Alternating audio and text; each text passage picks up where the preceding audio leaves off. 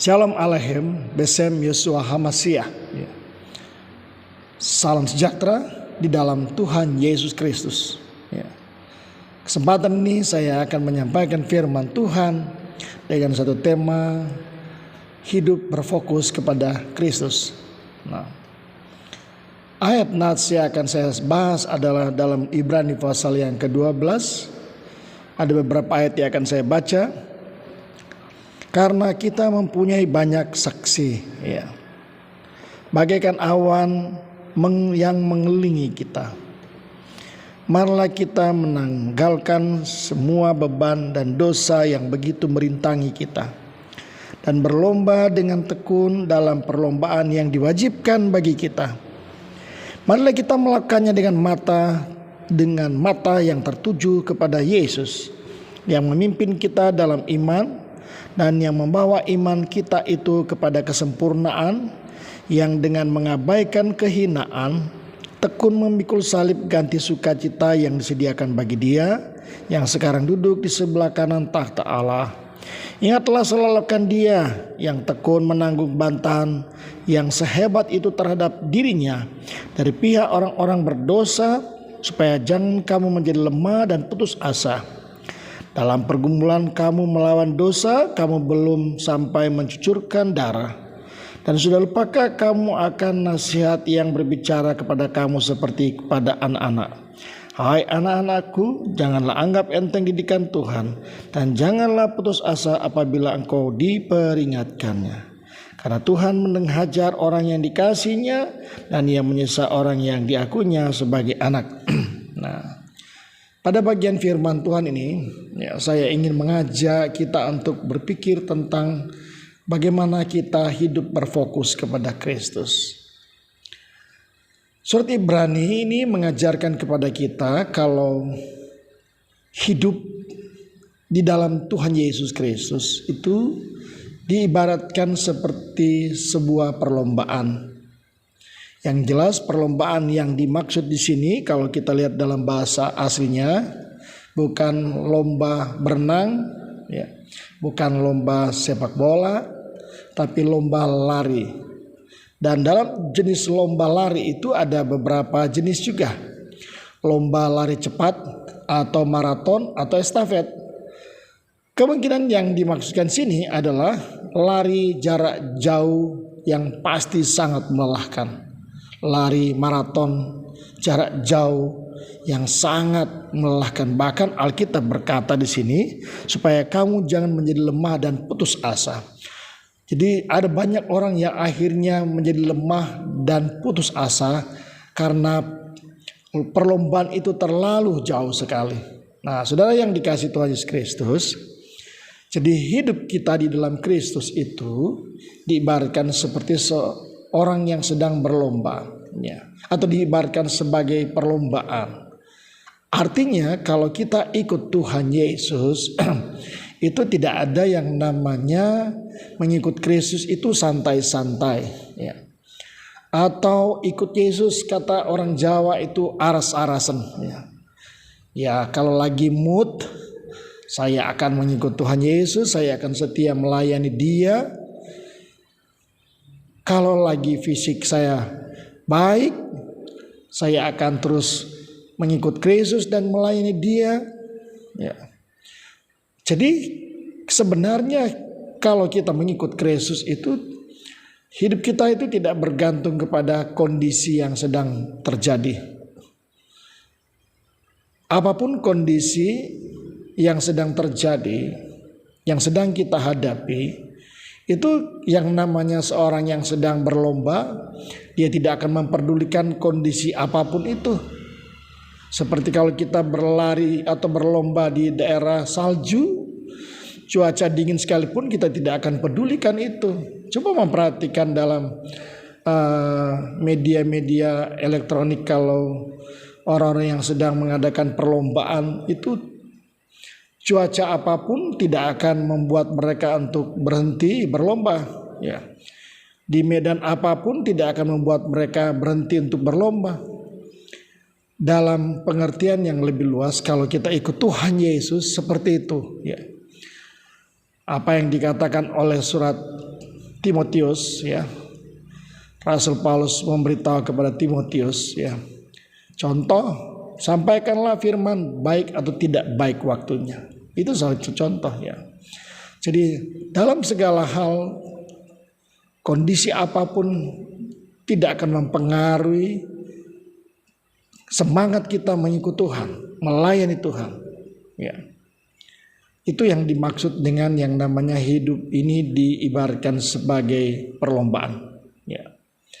Nah, saudaraku yang dikasihi Tuhan Yesus Kristus, ada hal yang sangat penting yang kita perhatikan di dalam sebuah perlombaan. Yang pertama, kalau kita memperhatikan di sini, ya, ayat yang pertama berkata, karena kita mempunyai banyak saksi bagaikan awan yang mengelilingi kita. Ya. Dalam sebuah arena perlombaan ada penonton atau dikatakan saksi. Ya, mereka menyaksikan kita. Bagaimana kita sedang berlomba, ya. Dijelaskan di sini, ya, ada penonton yang memberi semangat, tapi ada penonton yang mematahkan semangat seorang pelari atau seorang yang sedang berlomba. Ya. Ada yang menghina, ya, menjelek-jelekkan. Kalau kita lihat di sebuah perlombaan itu ada yang bilang, kamu apa bisa? Terus ada juga yang berkata, kamu bisa, ayo semangat, ya.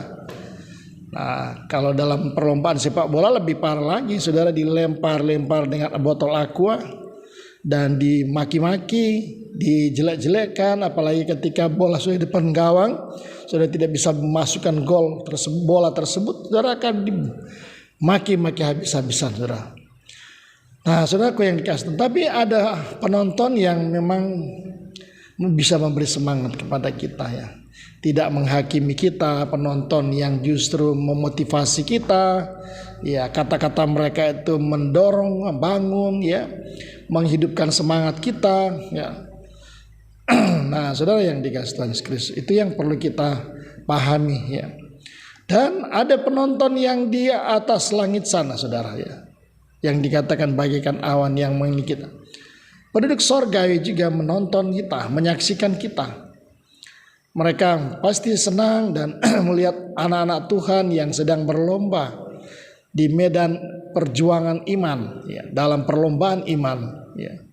Yang pasti para makhluk sorgawi yang menyaksikan kita itu pasti akan memberikan motivasi yang tinggi buat kita, ya. Nah, saudara yang dikasihi Tuhan, kita akan bicara masalah perlombaan dalam menghadapi perlombaan iman, saudara yang dikasihi Tuhan Yesus Kristus. Yang perlu kita perhatikan di sini adalah apa yang dikatakan oleh firman Tuhan, ya. Marilah ayat 2 kita melakukannya dengan mata yang tertuju kepada Yesus, ya. Marilah kita memperhatikan apa yang dikatakan firman Tuhan. Marilah kita melakukannya dengan mata yang tertuju kepada Yesus. Nah, saudara garis bawahi frase ini, ya. Marilah kita melakukan dengan mata yang tertuju kepada Yesus. Dalam sebuah perlombaan iman, saudara, ada banyak orang itu, atau misalnya dalam sebuah perlombaan itu ada banyak orang itu yang fokusnya kepada hadiah, ya. Memang ada yang disebutkan dalam Wahyu pasal 2 itu juga dikatakan, ya, kamu akan diberi mahkota kehidupan, ya. Nah, di sini diberi pemahaman kepada saya dan saudara, ya. Sesungguhnya fokus kita dalam mengikut Kristus, dalam berlomba-lomba untuk iman kita itu, ya, jangan sampai kita terfokus kepada hadiah, ya. Ketika kita terfokus kepada hadiah, ya, itu justru memang penting, ya, kita tapi justru itu bisa membahayakan kita sendiri, ya. Mungkin saya boleh beri contoh, kalau yang dimaksudkan berfokus kepada hadiah, ada orang mengikut Kristus itu hanya ingin supaya hidupnya diberkati, ya. Ada orang mengikut Kristus supaya dia dapat pujian, ya. Supaya sakitnya sembuh, ya. Supaya dia diberkati dalam bisnisnya, ya.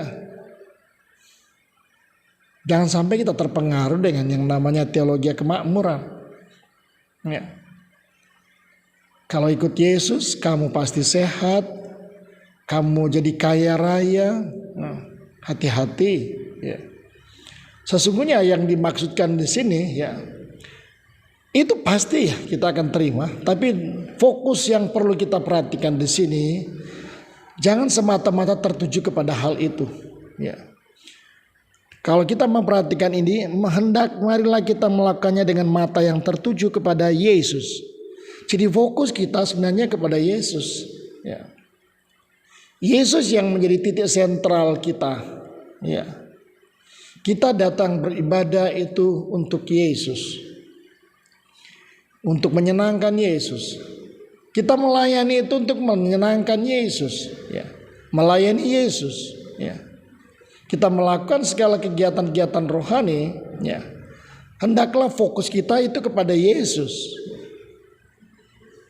Kalau fokus kita hanya semata-mata tertuju kepada yang namanya berkat, kesehatan, supaya kita disembuhkan dari sakit penyakit, supaya kita diberi kekayaan, wah itu bisa berbahaya. Jadi mari kita luruskan motivasi kita dalam mengikut Yesus. Motivasi kita dalam mengikut Yesus. Fokus hidup kita adalah Yesus. Ya. Jangan sampai kita terjebak kepada perkara-perkara yang lain. Memang Tuhan sudah berjanji dalam Matius pasal 6 itu. Carilah dahulu kerajaan Allah dan kebenarannya, maka semuanya itu akan ditambahkan kepadamu. Ya. Jadi kan sebenarnya ada nilai plusnya yang saudara dan saya akan dapatkan.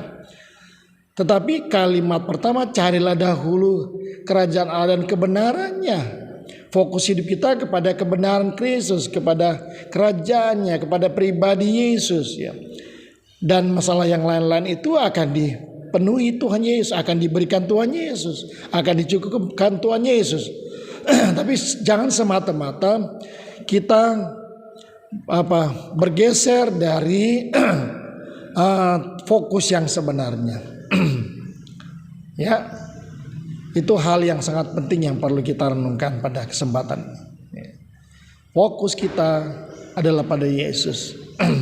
Jangan kita terjebak dalam penilaian yang berbeda. Saudara dan saya akan kecewa. Misalnya saudara datang berdoa kepada Kristus, ya. Memang tujuan berdoa meminta, saudara. Tapi doa itu tidak selamanya meminta. Doa itu adalah komunikasi kita dengan Tuhan Yesus. Ya, ya kita berkomunikasi dengan Dia, apa saja yang kita komunikasikan. Ya. Dan tidak selalu berbicara tentang meminta. Ya. Jadi kalau kita berdoa terus kita minta dan Tuhan tidak atau belum memberi, kita mungkin akan kecewa dan marah. Ya, mundur ikut Tuhan Yesus. Jadi motivasi kita harus benar, fokus kita harus benar. Ya. Jangan sampai keliru. Ya. Karena ada banyak orang sedang berlomba-lomba saat ini, saudara. Ya. Mereka berlomba-lomba, ya, untuk mengejar kekayaan, tidak salah. Berlomba-lomba untuk mengejar pangkat, karir, jabatan, ya. Itu tidak salah, ya. Tetapi yang salahnya mereka akhirnya menjadikan pribadi Yesus itu sebagai pribadi yang terakhir dalam hidup mereka. Yang mereka kejar bukan Yesus, ya. Itu berbahaya justru, saudara. Ya. Padahal sumber semuanya itu adalah dari Yesus, ya. Seperti yang dikatakan dalam kitab Amsal. Berkat Tuhanlah yang menjadikan orang kaya. Susah payah tidak akan menambahinya. Ya. Jadi yang memberi berkat, misalnya kita menjadi orang yang sukses, itu Tuhan Yesus. Yang membuat kita pintar, itu Tuhan Yesus. Yang membuat kita hidup dalam kesuksesan, itu Tuhan Yesus. Tapi orang sebaliknya, pada kebalikannya, yang dia kejar adalah materi dulu dan Yesus itu nomor berikutnya. Makanya ketika orang yang terfokus kepada materi, saudara-saudara tanya, kau tidak ke gereja? Maaf Pak, nanti kalau saya sudah berhasil, baru saya akan rajin ke gereja ya. Beberapa tahun yang lalu ya, saya pernah mendengar seorang ibu janda yang memang masih sibuk dalam dunia pekerjaannya. Waktu diajak ke gereja, alasannya apa? Tunggu Pak, kalau saya sudah pensiun baru saya ke gereja ya. Nanti kalau saya sudah pensiun baru saya ke gereja. Soalnya saya masih sibuk Pak. Saya belum ada waktu untuk ikut BBI wanita, kegiatan wanita. Saya belum ada waktu untuk datang ke gereja. Maaf, saya masih sibuk. Nah, saudaraku yang dikasihi Tuhan Yesus, itu persoalan berat, persoalan terbesar dalam hidup kita. Ya. Kalau kita akhirnya menjadikan Yesus itu hanya sebagai cadangan dalam hidup kita, atau hanya kita perlu ketika kita memerlukan Dia, kita mencari Dia. Ya. Jadi itu sangat penting ya. Fokus kita adalah Yesus. Hadiah itu penting, tetapi bukan yang terpenting. Karena ketika kita fokus kepada hadiah dan fokus kita bukan kepada Yesus, seringkali kita merasa kecewa. Dan jangan menyalahkan Tuhan Yesus kalau kita belum mendapatkan apa yang kita harapkan. Ya. Yang berikutnya, saudaraku yang dikasihi Tuhan Yesus Kristus, kalimat yang dipakai di sini adalah, marilah kita menanggalkan semua beban dan dosa yang begitu merintangi kita. Dalam perlombaan iman, ya, ada dua hal yang menghambat hidup saya dan saudara dalam mengikut Kristus, yang menghambat pertumbuhan iman kita. Yang pertama adalah kata beban. Ya. Kalau di sini dipakai beban dan dosa. Jadi beban apakah yang merintangi kita dalam mengikut Kristus, dalam berlomba-lomba mengikut Kristus? Beban-beban dalam pikiran saya dan saudara. Ya. Beban-beban kekecewaan.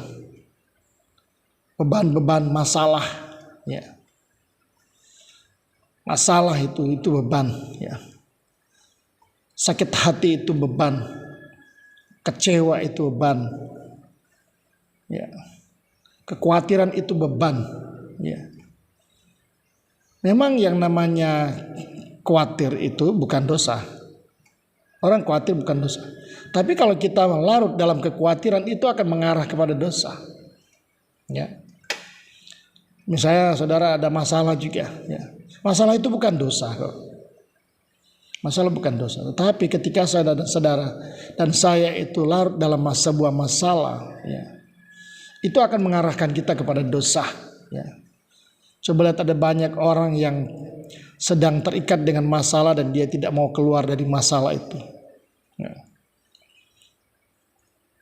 Dia akhirnya frustrasi dengan masalah yang dia hadapi, ya, dengan persoalan hidup yang dia hadapi. Akhirnya, ya, dampak untuk mengikut Kristus itu sudah tidak ada lagi dalam hidupnya, ya. Malas mau datang ke gereja, malas mau melayani, karena dia sudah terfokus kepada masalah. Dia sudah terikat dengan masalah. Dia sudah terikat dengan beban-beban yang dia alami, ya. Beban keluarga, masalah ekonomi. Saya beri contoh tadi, orang terlilit dengan masalah ekonomi. Dia udah tidak ingat Tuhan, ya. Itu menghambat saudara, ya. Jadi itu semua menghambat kita mengikut Kristus. Semisalnya saudara sedang bermasalah di rumah, ada masalah dengan pasangan hidup saudara, itu mau datang ke gereja itu malas. Jangankan ke gereja, ke kantor saudara yang sedang bermasalah dengan pasangan hidup saudara, saudara pasti tidak akan fokus dalam pekerjaan, ya. Pasti kalau orang sedang dibebani dengan persoalan, ya, dia tidak akan fokus lagi dalam pekerjaannya, dia tidak akan fokus lagi untuk datang melayani Tuhan, untuk beribadah, karena dia sudah terfokus kepada apa yang dia hadapi, ya. Jadi mari kita tanggalkan beban-beban itu dalam mengikut Kristus. Jangan biarkan beban-beban pikiran saudara, masalah-masalah hidup itu menghambat langkah kita untuk mengikut Kristus, berlomba-lomba di dalam iman. Ya. Yang kedua, dosa. Ya. Kalau saya berbicara berkhotbah tentang dosa, ada banyak orang tidak suka mendengar kata dosa. Orang tidak suka mendengar kata dosa. Orang senang mendengar kata berkat, berkat, berkat. Nah, dosa itu ternyata menghambat kita mengikut Kristus. Ya. Udah pastilah. Ya. Dosa menghambat kita untuk mengikut Kristus. Itulah sebabnya jangan sampai kita biarkan dosa itu menguasai kehidupan saya dan saudara. Apalagi ada orang yang akhirnya putus asa, ya, karena dosa-dosanya, saudara. Dalam pikirannya, Tuhan apa mesti terima saya ini berdosa. Ya. Jangan biarkan iblis mengintimidasi pikiran kita dengan keberadaan kita yang sedang berdosa. Alkitab berkata kalau walaupun dosamu merahnya bagaikan kain kirmisi, ya, bagaikan kain kesumba, itu akan diputihkan Tuhan seperti salju, ya, seperti bulu domba.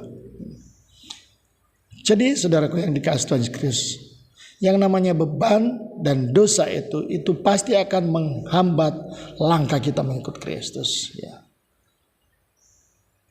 Tidak ada orang yang lancar-lancar mengikut Kristus kalau dia dibebani dengan bermasalah, dengan banyak masalah, dengan dosa-dosanya lancar mengikut Kristus, nyaman mengikut Kristus. Justru semuanya itu mencuri damai dan sukacita dalam hidup kita. Ya.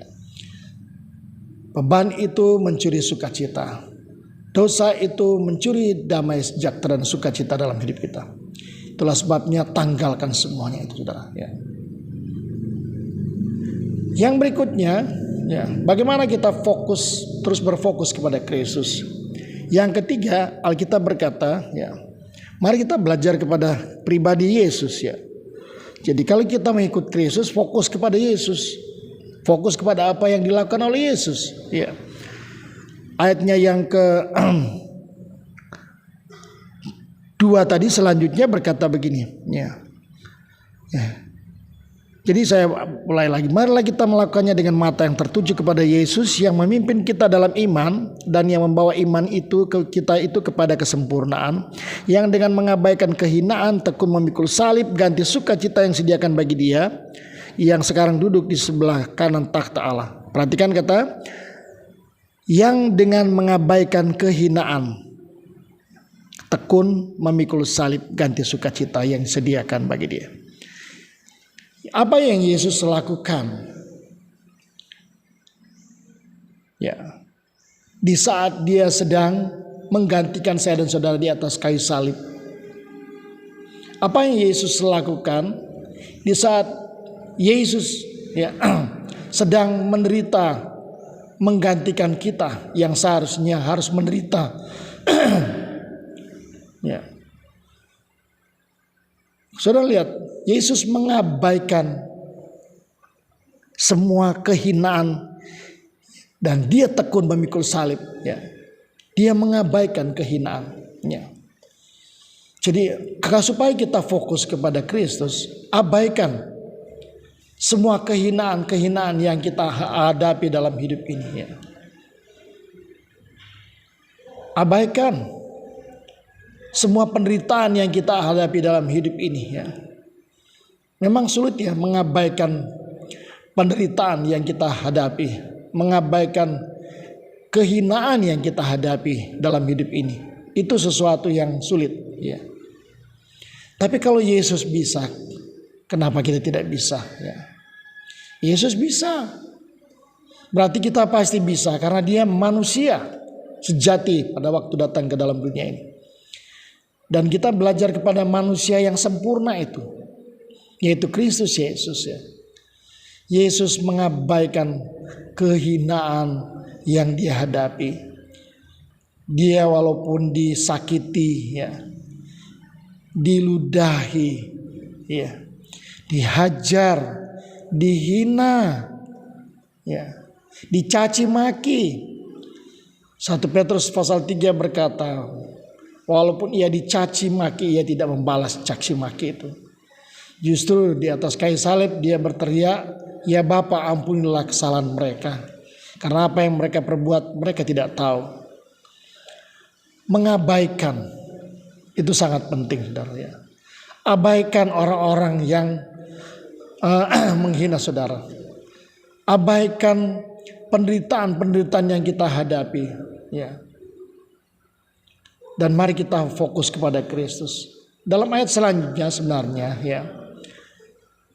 Kalau kita memperhatikan dalam ayat selanjutnya yang saya baca sebagian tadi sampai ayatnya yang ke-6, ya. Bagaimana kita mengabaikan apa yang kita hadapi, persoalan-persoalan penderitaan yang kita hadapi dalam mengikut Kristus supaya kita tetap fokus kepada Kristus. Cara kita memahami seperti itu adalah pandanglah bahwa semua yang terjadi dalam hidup kita itu sebagai bentuk disiplin, ya. Sebagai proses pembentukan, ya. Jadi itu kita harus abaikan. Penderitaan-penderitaan sebagai bagian dari pembentukan, proses pembentukan iman kita, proses pembentukan sebagai anak-anak Tuhan, ya. Kita jadikan semuanya itu sebagai bagian yang direncanakan oleh Allah untuk membuat iman kita semakin sempurna. Ya. Saudara yang dikasihi Tuhan Yesus Kristus, coba memperhatikan beberapa pernyataan di sini, ya. Jadi seperti yang disampaikan oleh Ibrani ini, kalau kita itu didisiplin oleh ayah kita, ya, dididik oleh ayah kita, ya, untuk kebaikan kita, ya. Dan yang pasti Tuhan juga mendidik kita dengan beragam persoalan hidup, dengan berbagai macam penderitaan untuk kebaikan kita, ya. Saudara perhatikan di sini, ya. Saya akan mengajak kita untuk memperhatikan karena ternyata Tuhan itu mengasihi kita. Ya, dia menghajar orang yang dikasihinya. Dia menghajar orang yang diakuinya sebagai anak supaya kita semakin menghormati Tuhan dan supaya kita beroleh bagian dalam kekudusan. Nah, jadi ini hal yang perlu kita perhatikan dalam mengikut Kristus, ya. Kalau kita mengikut Kristus itu memang ada banyak hal, ada banyak persoalan, ada banyak penderitaan yang kita hadapi, ya. Dan jadikan semuanya itu sebagai pemahaman kalau semua itu adalah cara Tuhan membentuk kita sebagai anak-anak Tuhan, ya. Kalau ada anak Tuhan yang tidak mau diproses, ya, firman Tuhan mengibaratkan kita seperti anak gampang, ya. Jadi anak-anak gampangan, ya. Tapi kalau kita mau diakui sebagai anak, memang kita harus siap diproses. Nah, itulah sebabnya kita belajar kepada Kristus. Yesus mengabaikan kehinaan, ya. Dan akhirnya membuat dia tetap tekun dan sabar sampai di atas kayu salib, sampai dia mati di atas bukit Golgota, ya. Jadi hal-hal seperti ini yang perlu kita renungkan dalam hidup ini, ya. Kalau menjadi anak Tuhan itu kita harus tetap fokus kepada Kristus, ya. Dalam mengikut Kristus abaikan semua penderitaan, kehinaan, ya, yang kita hadapi seperti Yesus. Dalam mengikut Kristus, ya, kita harus fokus terus kepada Kristus dan mengabaikan yang namanya penderitaan, hinaan, orang-orang yang menyakiti kita.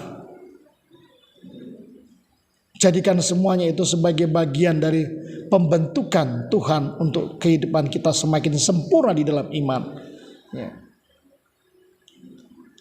Itulah sebabnya tanggalkan semua beban-beban itu, ya. Tanggalkan semua beban dan dosa-dosa yang bisa menghambat kehidupan saya dan saudara. Dan mari kita terus berjuang berlomba-lomba mengikut Kristus, ya. Dalam mengikut Kristus, yang terpenting bukanlah langkah awal kita mengikut Dia, tetapi yang menentukan adalah langkah akhir, ya. Jadi bukan langkah awal tapi langkah akhir. Orang yang bertahan sampai kesudahan akan selamat, itu kata firman Tuhan. Ya. Nah, saudaraku yang dikasihi oleh Tuhan Yesus Kristus, biarlah firman Tuhan ini memberkati saudara-saudara. Tetap tekun dalam perlombaan iman, semangat mengikut Tuhan, rajin dan sungguh-sungguh mengikut Tuhan. Jangan hanya karena mut-mutan. Ya. Melayani Tuhan ya jangan mut-mutan. Datang beribadah itu jangan mut-mutan. Ya. Kegiatan apapun yang berkaitan dengan masalah kerohanian, saudara, jangan sampai saudara jadikan itu sebagai pemikiran kalau saya bisa saya lakukan. Kalau saya lagi baik saya mau melakukan. Kalau saya lagi kondisinya aman-aman saya mau melakukannya. Jangan ada pemikiran seperti itu. Jadi lakukanlah baik atau tidak baik waktunya. Berlomba dengan sungguh-sungguh karena Tuhan Yesus sedang menanti kesetiaan kita. Dan Tuhan Yesus akan memberikan mahkota kehidupan bagi mereka yang bertahan sampai kesudahan. Tetap semangat mengikut Kristus. Tuhan Yesus memberkati kita. Shalom.